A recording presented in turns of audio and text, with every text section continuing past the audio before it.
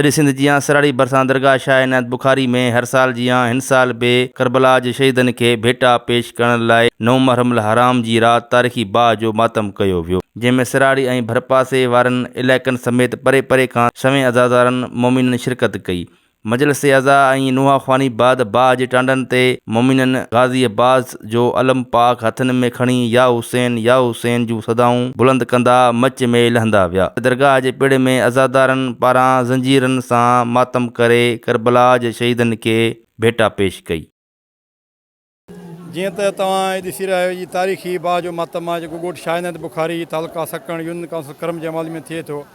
हिन बाह जी मातम खे हिते तक़रीबन 50 खां 60 साल पुराणी आहे बाह जी मातम।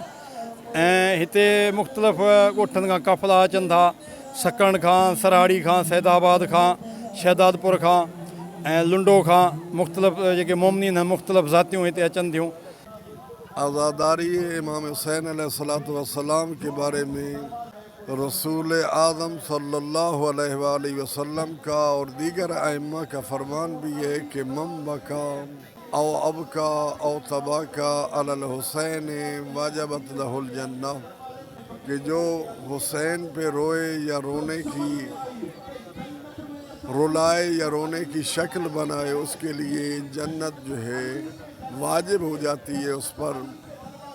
असां मोमिनीन इमाम हुसैन अलैहिस्सलाम जे गम में इमाम हुसैन अलैहिस्सलाम जी सदी ते लबैक या हुसैन सदाऊं बुलंद कंदे अॼु कायनात वारनि खे ॾेखारियो था त हुसैन जो मक़सदु हो अल्लाह जी वहदानियत बचाइणु, अल्लाह जे दीन खे बचाइणु, मोहम्मद मुस्तफ़ा जी नबूवत खे बचाइणु ऐं मौला अली अलैहिस्सलाम जी विलायत खे बचाइणु। मजलिस अज़ा सैयद शाह इनायत बुखारी जी दरगाह जे थियण थी रही आहे ऐं बानी मजलिस ज़वार फ़ौजी मोहम्मद ख़ान जंहिं इन बहितरीन कोशिश सां ख़ुलूस सां आले मोहम्मद जो ज़िक्र करायो।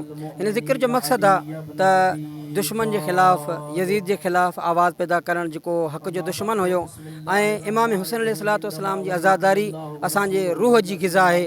इमाम हुसैन अलैहिस्सलातु वस्सलाम जो मक़सदु असांजे लाइ ज़रूरी आहे। असां कारो लिबास पाए मोमिनीन खे जमा करे मजलिसूं करे इहो ॿुधाईंदा आहियूं त असां इमाम हुसैन जा ताबेदार आहियूं। इमाम अस्सलाम वालेकुम। जीअं त अॼु असां हिते मौजूदु आहियूं दरगाह शाह इनायत बुखारी ते, जिते असां मल्हाए रहिया आहियूं असां पंहिंजो आशूरा जा जेके ॾींहं आहिनि, जेके गम जा असांजा ॾींहं आहिनि, जेके इमामनि सां ज़ुल्म थिया उन्हनि जा जेका असां ॾींहं उन्हनि खे यादि करे उन्हनि जी शबी मुताबिक़ असां उन्हनि जे जेके उन्हनि ते ज़ुल्म थिया, जेके उन्हनि तकलीफ़ूं काटियूं, जेके उन्हनि ते तकलीफ़ूं जेके ला तरह जेके तकलीफ़ूं आयूं उन्हनि खे असां यादि कंदे असां पंहिंजी मातम करे रहिया आहियूं। अॼु हिते ही बाह जो मातम 46 साल अॻु में शुरू कयो वियो ॻोठ जाफ़र ख़ान ज़रदारी में, जिते 20 साल हलियो। उन खां बाद में 2023 खां असां खणी आयासीं। उते जॻह घटि हुअण जे करे दरगाह शाह इनायत बुखारी ते इन करे हाणे हिते जारी सारी आहे। अल्हम्दुलिल्लाह सभु ॻोठ वारा, ॻोठ खैरो ख़ान ज़रदारी, ॻोठ शाह इनायत बुखारी, ॻोठ जाफ़र ख़ान ज़रदारी सभु गॾिजी करे, ॻोठ हमदली ख़ान ज़रदारी असांजी आज़ादारी सभु गॾिजी करे हिन खे बाह जो मातम आज़ादारी नुहा ख़ानी मजलिस इहो सॼो प्रोग्राम करे रहिया आहियूं। हुसैन अलैहिस्सलाम इंसानियत जा मोहसिन आहिनि। उन्हनि जी यादि में 1400 सालनि खां आज़ादारी थींदी पई अचे दुनिया जे कुंड कुड़च में। आज़ादारी जा पंहिंजे अक़ीदत जे मुताबिक़ मुख़्तलिफ़ तरीक़ा आहिनि। असांजा मोमिनीन बाह तां गुज़री इहो पैगाम ॾींदा आहिनि त असां सचा आहियूं ऐं इमाम जे राह ते हलूं था।